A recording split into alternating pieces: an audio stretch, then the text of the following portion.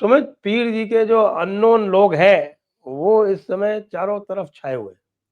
तो हम उन अननोन गनमैन की गतिविधियों के बारे में, अननोन गनमैन भी हैं और अननोन शेफ भी हैं उसमें, और उसमें अननोन ड्रोन मैन भी हैं, और उसमें आजकल अननोन ब्लास्ट मैन भी जुड़ गए। तो सर, क्या-क्या कर रहे हैं आप ये अननोन लोगों के साथ में? ज़रा ये हमें बताइए पहले तो, उसके बाद फिर सर हम आपसे पूछेंगे कि चिकन नेक का क्या कर रहे हैं आप? और चिकन को सर काट सबसे के पहले खाने की तैयारी है कि उसको आप रोस्ट करेंगे या उसको आप फ्राई करेंगे? क्या करेंगे? डीप फ्राई करेंगे? कैसे करेंगे? ये बताइए। पहले तो चिकन नेक की बात की जाए, पहले हल्का सा, मैं तो वेजिटेरियन हूँ सर, न मैं तल सकता हूँ, न मैं भून सकता हूँ, न मैं खा सकता हूँ। हाँ, हम चिकन नेक को हाथी पद जरूर बना देंगे, हाथियों के चलने का रास्ता उतना चौड़ा कर देंगे, प्रावधान ही है। तो पहले आपका प्रश्न अननोन गनमैन का। सर देखिए, पाकिस्तान की परिस्थिति में ये है कि अब हम कितने हाथ गंदे करें इन जाहिलों के साथ। तो हमने भी जो कुछ व्यवस्थाएं कर रखी है, वो लोग काम कर रहे हैं, बढ़िया काम कर रहा है। अभी देखिए पाकिस्तान में जो आपको सर्कस देखने को मिल रहा है, वो दुनिया का बेस्ट सर्कस है। और पाकिस्तान एंटरटेनमेंट के पर्सपेक्टिव से हमें कभी निराश नहीं करता, हमें कभी नाराज नहीं करता। और पाकिस्तान और एंटरटेनमेंट, जब इंग्लिश डिक्शनरी नहीं लिखी जाएगी पाकिस्तान के साथ, यानी कि एंटरटेनमेंट का सिनोनियम पाकिस्तान लिखा जाएगा और जोकर का सिनोनियम मुनीर लिखा जाएगा। ये भी कुछ अभी हो रहा है। अभी देखिए पाकिस्तान में जो परिस्थिति है वो ऐसी है। अभी अभी बताया जी, इमरान खान की बहन ने जाके इमरान खान से मिल लिया, ये हमने अभी देखा वो। और उसे हाँ, बिल्कुल। बाहर आके कहा भी उसने। इमरान इमरान खान ठीक है, उसका मेंटल टॉर्चर हो रहा और इसका जिम्मेदार मुनीर है। ये तो हमें कॉन्सेप्चुअल लेवल पे खबर देखने को मिल रही है। बट अगर हम इसको थोड़ा डिकोड करें और इसके परतों में जाए, तो सबसे पहली बात तो संजय सर, कहानी शुरू हुई थी 47 दिन से इमरान खान से कोई नहीं मिला। ये पहले कहानी, डेथ सेल में इसको डाला, पॉइंट नंबर 2, सॉलिटरी कन्फाइनमेंट था। फिर उस क्षेत्र की सारी सेल्स को खाली कर दिया, उस विंग की, और विंग में ही अकेले था, पॉइंट नंबर 4। फिर इसको बोला भाई मर गया, जिंदा है, मर गया, ये इन्होंने अफवाह उड़ाई, किसी को मिलने नहीं दिया, कोई कैमरा नहीं, फोन नहीं, कोई किसी से इजाजत नहीं, पॉइंट नंबर 5। फिर खबर आई कि 17 दिन पहले मार दिया, जमीन के नीचे गाड़ दिया, ये खबर उड़ाई गई। मेरा हमेशा से मानना था कि नहीं, मारा नहीं है, अभी जिंदा है, अभी सौदा चल रहा, मौत का सौदा चल रहा, ब्लड मनी की बात चल रही। तो फिर नहीं जी, नहीं मारा। फिर आया जी, अच्छा अब बताओ भाई, प्रूफ ऑफ प्रूफ, लाइफ दो, जिंदा है, मर गया, क्या हुआ? तो उस पे बातें हुई, जिंदा मर गया, जिंदा मर गया, जिंदा मर गया। इसके बेटे ने बोला भाई प्रूफ ऑफ लाइफ दो, तो इन्होंने फिर मिलने नहीं दिया। अब वो शुएब आफरीदी लास्ट टाइम का था, उस बेचारे की पिटाई कर दी। वो अगले दिन वकील किसी जज के पास गया, कहता हमारे पास तेरे से मिलने का टाइम नहीं, वो वापस गया। फिर इसके बेटे का एक ट्वीट आता है, कहता है जी हमें लगता है इरिवर्सिबल लॉस हो गया, यानी कि इमरान खान मर गया है, खत्म हो गया और उसमें कुछ बचा नहीं है, ये छुपाया जा रहा है। फिर खबरें आई कि भाई पाकिस्तान की फौज कई जगहों पे कई मल्टीपल कब्रें खुदवा रही है। इनका मुर्दों को गाड़ने का भी एसओपी, मल्टीपल कब्रें खुदवाओ, एक में मुर्दा डालो, बाकी बंद करो, फिर कितने को उखाड़ोगे? दूसरा इनका एसओपी है सर, 20 फुट गहरा खड्डा खुदवाओ, उसमें लाश को डालो, बंद करो, ताकि कुत्ते भी उसको सूंघ ना पाए। इनको पता है कि इतने मीटर तक स्निफर डॉग्स की वो स्मेल जाती है, उसके आगे नहीं जाती। तीसरा इनका जो एक अनरिटन एसओपी है पाकिस्तान में, अगर किसी के भाई, किसी के बेटे, किसी के शोहर को फौज उठा ले, तो वो लोग 3-4 दिन बाद फौज के पास ये कहने नहीं जाते भाई हमारा बंदा वापस करो, वो कहते हैं लाश दे दो भैया, खुदा के लिए लाश दे दो, उतना बहुत आपका आभारी होंगे। तो लगा इमरान खान के साथ यही चल रहा है। पर इसके पीछे खबर आई कि मरियम का जो है, मरियम को प्राइवेट मिलिट्री कॉन्ट्रैक्टर्स प्रोटेक्ट कर रहे हैं। Private military contractors British private military contractors, यानी कि एक्स एसएस कमांडोज, और वो उसकी बंगले को प्रोटेक्ट करे और बाहर नहीं निकल रही। बहाना लगाया गया कि तहरीक लेबीक ने इसको थ्रेट दी, वो तो पहले भी दी थी, वो तो पहले भी कई बार दे चुका, तूने 13 अगस्त अक्टूबर को जलियांवाला बाग किया, इसलिए हम तुम्हें मारेंगे, वो सब बकवास था। मरियम को डर लग रहा था मुल्ला मुनीर से कि अभी तहरीक तालिबान का ठप्पा लगा है, मुनीर मेरा गेम न करवा दे। ये चुपचाप बैठ के वहां बैठी थी। इतने में खबर आई कि बिलावल यहाँ आता ही नहीं है, ठीक है। इतने में खबर आया शहबाज शरीफ साहब भाग गए, और वो तब से बाहर है। पिछले 12-13 दिन से शहबाज पाकिस्तान आ ही नहीं रहा। जो अमेंडमेंट था उसने अजरबैजान से वीडियो कॉन्फ्रेंसिंग पे कहा।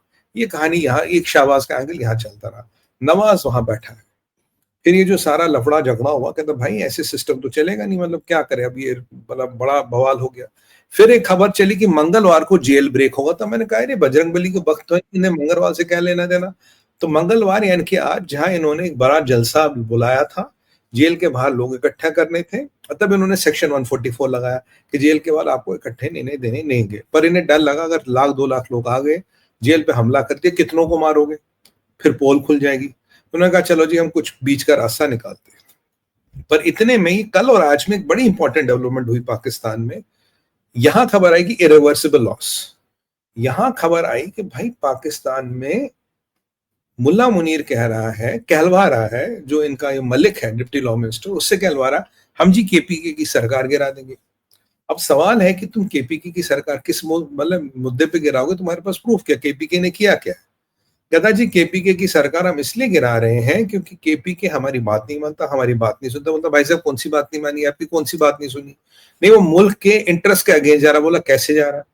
नहीं हम सरकार गिराएंगे। फिर जब उससे सवाल जवाब किया भाई मलिक साहब कैसे गिराओगे, बोलता वो हम थोड़ी ना गिराएंगे, वो तो प्रेसिडेंट गिराएगा, जब पार्लियामेंट में आएगा हम मैनेज कर लेंगे, बंदूक रख के फौज मैनेज करवा लेगी।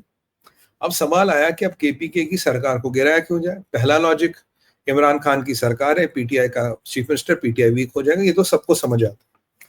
दूसरा लॉजिक क्या है, केपीके के जो लोग हैं ये इमरान खान का सपोर्ट बेस है। अगर कहीं विद्रोह होगा आज या किसी प्रोविंस में, या जहां पाकिस्तान की फौज को जिंदा जलाया जाएगा, वो है केपीके। तो केपीके में पाकिस्तान की फौज का एसओपी क्या संजय सर? अभी जाते हैं जब इन पे प्रेशर पड़ता है, किसी दूर दराज के गांव में गए, 5-7 लोग, 2-3 लोग निकाले, गोली मार दी, पुरानी एक साइड में रख दी, बोला फितना है ख्वारिज, रॉकी साजिश, भारत के प्रॉक्सी, मार दिया, काम खत्म। ये इनकी एक्स एमपी मरियम का भी स्टेटमेंट है, ऐसे पाकिस्तानी फौज करती है। पाकिस्तानी फौज का सबसे बड़ा लफड़ा है, वहां जो पुलिस है वो उनका साथ नहीं देती, क्योंकि पुलिस पीटीआई की है, तो इनको चोरी छुपे जाके ऑपरेशन कराने पड़ते हैं, ये एसएस के कमांडो वगैरह भेज के इधर उधर से काम चला लेते हैं। अगर सरकार गिर गई तो पुलिस भी इनके हाथ और आर्मी भी इनके हाथ। तो केपीके के लोग को सीधा था भैया रोज के हम 20-30 मार सकते हैं, जरा औकात में रहना, इमरान खान का प्यार बहुत भारी पड़ेगा, रोज मैयतें उठेंगी। पहला पॉइंट। दूसरा पॉइंट, अब केपीके के लोग गए थे मौलाना डिजल यानी कि फजलुर रहमान के पास, बोला जनाब आप जरा सरकार से बात करो। बोला क्यों सरकार से बात क्यों करें? कह रहा मालिक ये जो बॉर्डर बंद कर रखा है, हमारी तो ऐसी तैसी हो गई, हमारा तो व्यापार खत्म हो गया। बोला ये क्यों? बोला भाई साहब व्यापार बंद हो गया, हम जिएंगे कैसे? अब ये जब इन्हें पता लगा कि फजलुर रहमान के पास गए, फजलुर रहमान एक्टिवेट न हो जाए तो ये मुल्ला मुनीर एक्टिवेट हो गए, इसका ग्रुप में थोड़ी हड़कम मच गई। अब आप पूछेंगे कि भाई फजलुर रहमान एक्टिवेट हो गया, इतना बड़ा नेता तो है नहीं, तो क्या कर लेगा? देखो इमरान खान इलेक्शन जीत सकता है, इमरान खान ने फौज के अगेंस्ट विद्रोह कराया, इमरान खान ने के रहते हुए एक स्लोगन चला था, ये जो दहशतगर्दी है इसके पीछे वर्दी है, कोर कमांडर के घर फुकवा दिए, पुलिस वालों को, आर्मी वालों को मरवा दिए। इमरान खान में वो ताकत तो है ही, इमरान खान की इंटरनेशनल कनेक्शन है, इमरान खान की बीवी पावरफुल है, इमरान खान एक इंटरनेशनल पर्सनैलिटी जो और कोई है नहीं। अब यहाँ एक इकोनॉमिक एंगल भी है। पाकिस्तान का जो अफगानिस्तान के साथ व्यापार है वो है $2 बिलियन का, पाकिस्तान एक्सपोर्ट करता है, $600 मिलियन का इंपोर्ट करता है। ये जो पाकिस्तान एक्सपोर्ट करता है वो सबसे बड़ा कंपोनेंट है सीमेंट, और दूसरा कंपोनेंट है दवाइयां, $200 मिलियन की, ये पाकिस्तान का एक्सपोर्ट है उनको। और जो इंपोर्ट करता है वो कोयला, कुछ मिनरल्स और फूल, फल और सब्जियां ये इंपोर्ट करता है, क्योंकि वहां सस्ते में मिलती है। पहली बार जब ये बॉर्डर बंद हो गया, सब्जियों के, फूल फल सबके दाम महंगे हो गए। चलो तो पाकिस्तान वैसे मारा पड़ा, कोई फर्क नहीं पड़ता। दिक्कत ये है संजय सर, जो पंगु पाकिस्तान है, जब $2 बिलियन, वो डॉलरों में पैसे देते हैं इनको, जब $2 बिलियन का फॉरेन एक्सचेंज रुक गया, ये तो मरने पे पड़ेंगे। तो $1 बिलियन के चक्कर में तो ये आईएमएफ वालों के जूते चाट चाट के खा रहे थे, तो 2 बिलियन तो इनके लिए बहुत होता है, एक लॉस ये हो गया। दूसरा बात, जो कोयला आ रहा था, कोयले की कीमत जो अफगानिस्तान से आती है वो लगभग हाफ कीमत है एज कंपेयर टू जो इंडोनेशिया से कोयला मंगाते हैं, और उसकी कैलोरीफिक वैल्यू भी इतनी नहीं होती। सीमेंट के प्लांट इनके बंद करके इनकी मैन्युफैक्चरिंग में इंपैक्ट होने लगा। बोला भाई ये क्या करे? तीसरा पॉइंट, ये सब चल ही रहा था, मौलाना डिजल पावरफुल हो गया भाई, वो बड़ा लीडर बन गया। और एक इनको समस्या और हुई, कह रहा यार ये सब तो हमारा चल ही रहा है, अब हम आगे मतलब सिस्टम को कैसे चलाएंगे। एक इनकी और समस्या हो गई, सीमेंट नहीं बिक रहा, ये नहीं बिक रहा, महंगाई हो गई। और जो आपका केपीके है, जो केपीके में जीडीपी है करीब $38 बिलियन का है, $38 बिलियन में से 10 से 15% जीडीपी यानी कि $3 से $5 बिलियन का व्यापार केवल अफगानिस्तान के साथ जो ट्रेड करके आता है। अब वो ट्रेंड बंद हो गया तो वहां भी दिक्कत हो गया, हाँ दिक्कत होगी, लोग बंदूकें उठाएंगे। तो मुझे लगा ये मसला बड़ा है। जब ये मसला बड़ा हो गया तो याद कीजिए क्या किया कल, ये जो है ना, इसका इशाक डार, इसे मैं कहता हूँ अब्दुल्ला पोछा। अगर आप पोछा होता ना सर, अगर उसे आधा धो ले तो गंदे के दाग रहते ना, अब्दुल्ला पोछा मैंने इसका नाम रखा। मतलब नहा के भी गंदा दिखेगा, मतलब रिन साबुन से धोइएगा तब भी गंदा दिखेगा। तो इसने क्या किया, इसने कल एक स्टेटमेंट दिया, कहता है मेरे को यूनाइटेड नेशन से फोन आया कि तुम अफगानिस्तान के साथ बॉर्डर खोल लो। अब मैं क्या करूंगा, मैं प्रधानमंत्री और फील्ड मार्शल से बात करूंगा। फील्ड मार्शल से बात की, प्रधानमंत्री गेम में है नहीं, तो फील्ड मार्शल ने कहा भैया सरकार गिरा दे। अब सरकार गिराने का दावा मतलब जरदारी पे, जरदारी की और फील्ड मार्शल की बनती नहीं।